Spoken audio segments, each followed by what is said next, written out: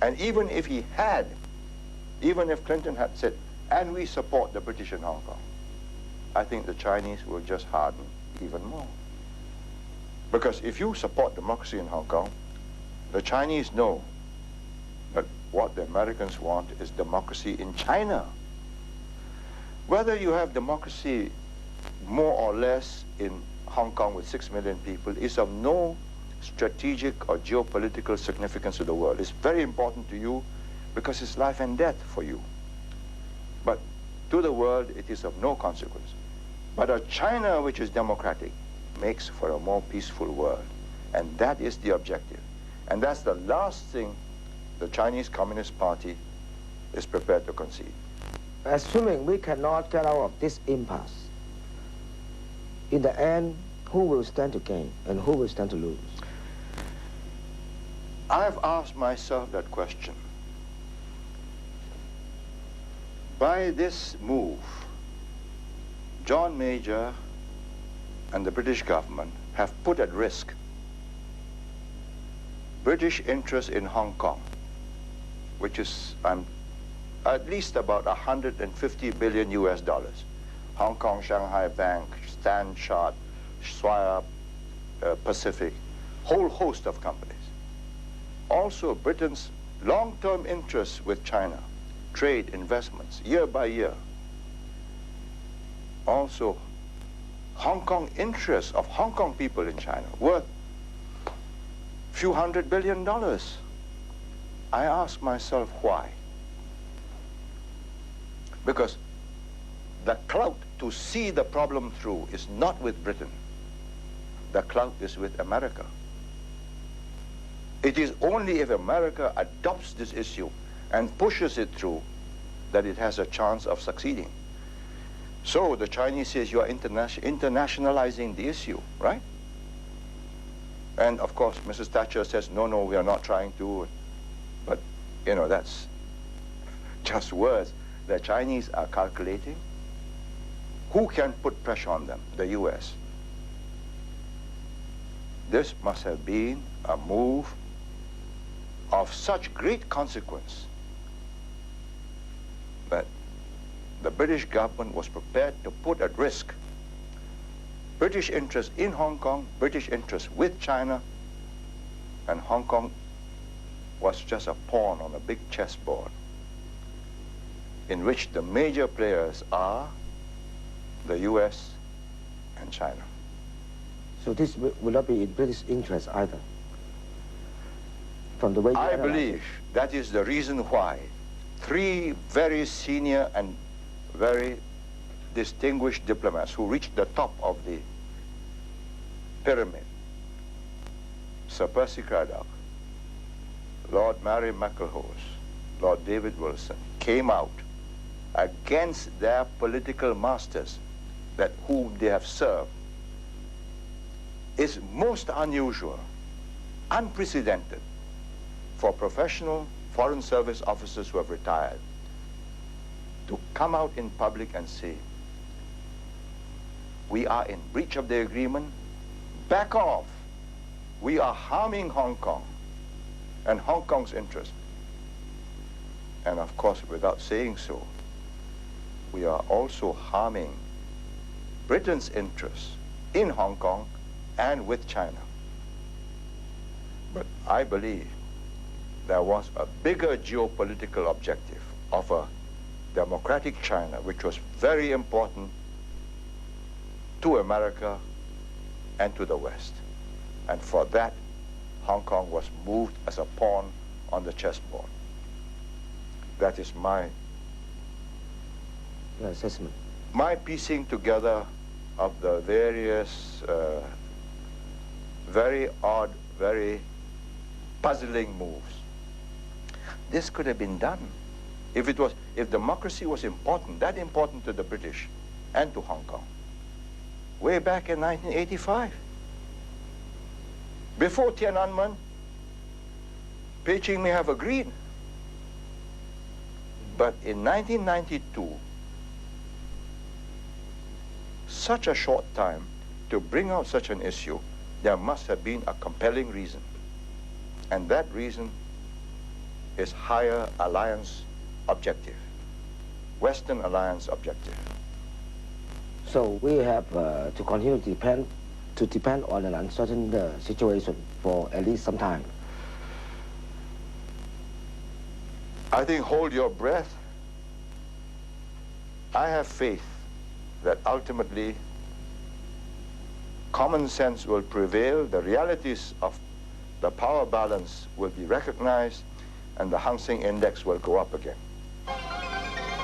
I'm sure you can manage that, Mr. Lee. You know them very well. So let me ask one question, which is the minds of some people. The CRC, the Cooperative Resources Center, yes. A group mostly of appointed members, made a call for referendum. Now, it seems to us both Britain and China are quite unwilling, to resort to this.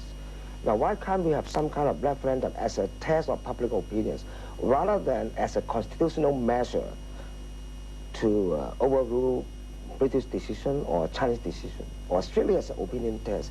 Can that apply in a territory like Hong Kong? You're entering into dangerous territory. Even as a test of public opinion. If you have a referendum in Hong Kong, then why shouldn't you have a referendum in Shenzhen? And if you have a referendum in Shenzhen to decide how policy should be, why should you not have a referendum in Zhuhai or Dongshan or Guangzhou? And so it will go on. And that is, as I've said, Chinese tradition has never rested on counting heads. You know, the conflict is escalating, and we see no impasse out of it.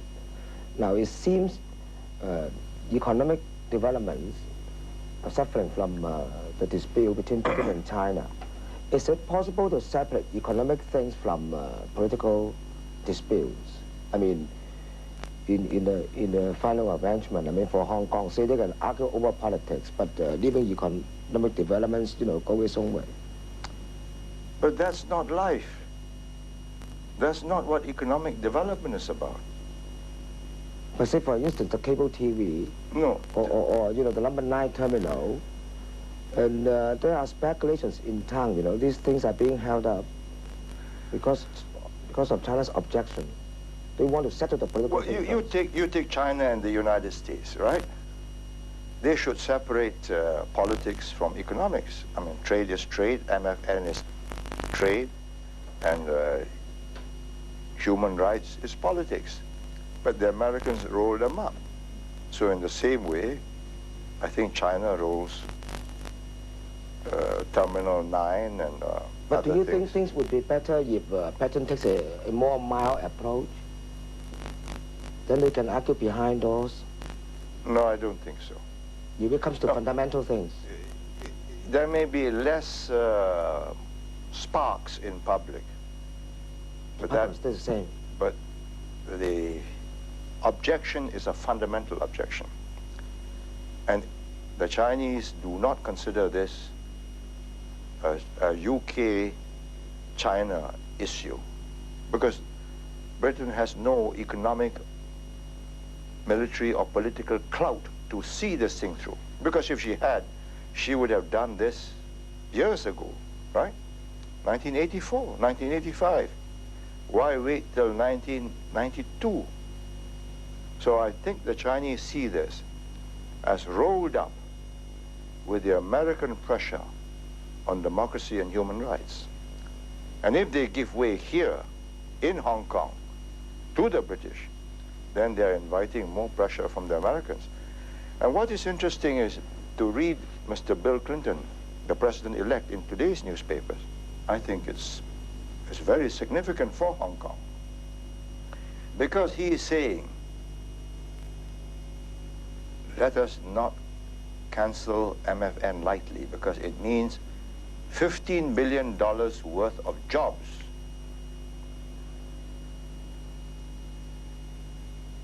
And that's a lot of jobs for America, and it's growing, he says. So he wants China to improve some human rights and MFN will continue. He never mentioned democracy, which I think is most significant. So it means that the Americans are not prepared to use MFN and have a head-on clash with China for democracy, which means they are not going to adopt the Hong Kong issue. So I read that as President Bill Clinton's confining of his economic problems to human rights issues, not widening it to democracy. I mean, he would also have had advisors who would have said, look, Helmut Schmidt, Chancellor of Germany, went there, studied it, and said, don't press them on democracy. They can do quite well without democracy in China. And you're not going to win. But what about Mr. Clinton's statement earlier about a role for America? He said earlier, didn't he understand the whole issue at that time? I'm not here to explain to you American politics. What you just said now seems, he contradicted himself in a sense. At first he said, America perhaps should play some kind of a role in this dispute. When he said that, he was, First elected. No, it was still post-election talk. Now it's pre-office talk. He's going to be responsible for unemployment. He's going to be responsible for getting the economy moving. However he has spoken before, he must decide in a way that will solve his problems, not aggravate them. I see. And I consider this statement today a very serious shift in position. After discussing with all his economic advisors, he has decided, let us not cut off trade with China, Hong Kong, Taiwan, South Korea, Japan, and ASEAN, because that is the consequence of cutting off MFN.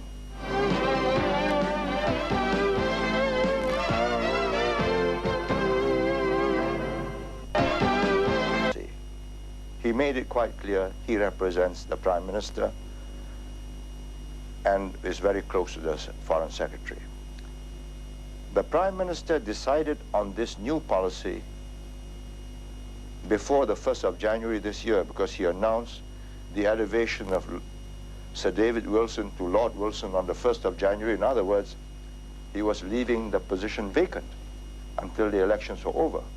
At that time, Mr. Chris Patten was a minister and Conservative Party chairman, so he was not available for this job. He has nothing to do with this policy. The script, the plot was already written up. They were just looking for a principal lead actor. He was free. It was a difficult job. I do not envy him. It is an extremely onerous job. It's like belling a tiger who's awake and in bad temper. And if it has to be changed, it will be changed in London and not in Hong Kong. You mean it can't be changed in Beijing? I doubt it. Why should they change it? Why not? Lord Mary McIlhose have said that the British have a case to answer for breaching or appearing to be in breach in 2 instances. Why should they give way? President-elect Clinton has said, let's only talk of human rights and we will continue to trade. Please act more reasonably. No mention of democracy, so no adoption or no championing of the Hong Kong cause.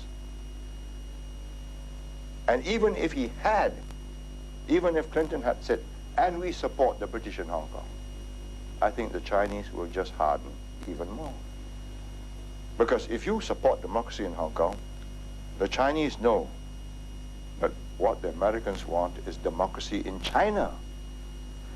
Whether you have democracy more or less in Hong Kong with 6 million people is of no strategic or geopolitical significance to the world. It's very important to you because it's life and death for you. But to the world, it is of no consequence. But a China which is democratic makes for a more peaceful world. And that is the objective. And that's the last thing the Chinese Communist Party is prepared to concede. Assuming we